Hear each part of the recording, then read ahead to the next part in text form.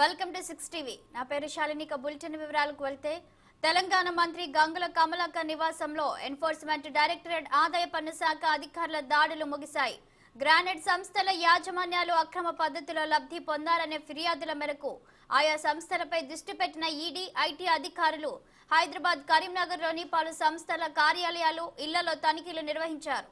ఇందులో భాగంగా మంత్రి గంగుల కమలాకర్ ఇంట్లో దాడులు నిర్వహించి కీలక డాక్యుమెంట్లు, హార్డ్ డిస్క్లు స్వాధీనం చేసుకున్నారు.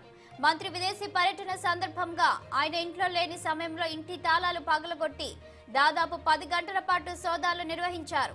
అలాగే శ్వేత గ్రానైట్స్ కార్యాలయంతో పాటు ఇందులో భాగస్వాములుగా ఉన్న రాష్ట్ర ఆయన కుటుంబీకుల ఇళ్లలో సోదాలు చేశారు. రాష్ట్ర చరిత్రలో కేబినెట్ హోదాలో ఉన్న మంత్రి ఇంట్లో సోదాలు చేపట్టడం ఇదే ప్రథమం. మధ్యాహ్నం 1 గంట ప్రాంతంలో గంగుల ఇంటి తాళాలు తీయించి లోపలకు వెళ్లి సోదాలు చేపట్టడం సంచలనం కలిగిస్తోంది.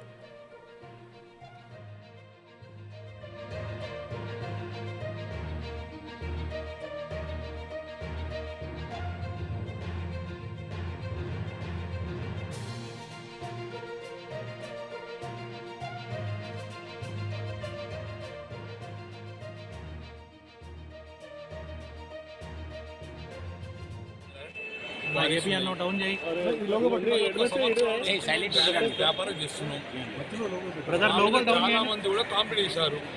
Granite industry దోసుకున్నారు. ఈడీకి కానీ ఐటీకి కానీ చాలా మందికి కాంపిటీ చేశారు. మేము స్వాగతించాము. నిజాలు తెలుసుకోవాల్సిన బాధ్యత వాళ్ళేదని చెప్పాము. వీఆర్ ఓపెన్గానే ఉన్నాం మేము. అందుకే ఈరోజు వారి దర్యాప్తు, ఆ సంస్థ దర్యాప్తు చేసుకున్నందుకు అన్ని చెక్ చేశారు. గ్రానైట్ ఆఫీసర్ అన్ని చెక్ చేశారు. గ్రానైట్ క్వారీస్ అన్ని చెక్ చేశారు.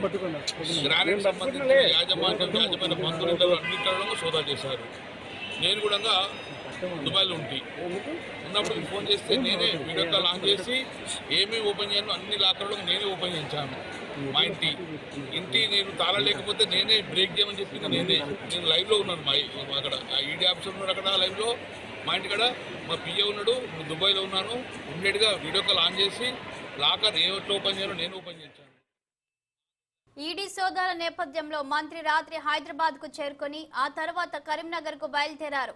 లిక్కర్ స్కామ్ కు సంబంధించిన వ్యవహారంపై ఈడీ సీరియస్ గా విచారణ జరుపుతుండడం, ఈ కేసులో ఇప్పటికే సోదాలు నిర్వహించిన 888 శ్రీనివాసరావు ఉమ్మడి జిల్లాకు చెందిన వాడు కావడంతో అతని సన్నిహితులతో పాటు ఆయనకు చెందిన వ్యాపార సంస్థలు, కార్యాలయాల్లో సోదాలు నిర్వహిస్తున్నారని ప్రచారం జరిగింది. అయితే ఆయన సొంత జిల్లా అయిన రాజన్న సిరిసిల్లలో కానీ, కరీంనగర్లో కానీ ఎలాంటి దాడులు జరగడం లేదని తేలిపోయింది.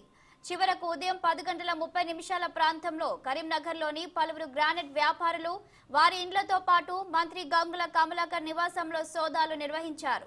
ఈ నేపథ్యంలో మంత్రి గంగుల కమలాకర్ నేడు ఈడీ విచారణకు హాజరు కానున్నట్లు తెలుస్తోంది.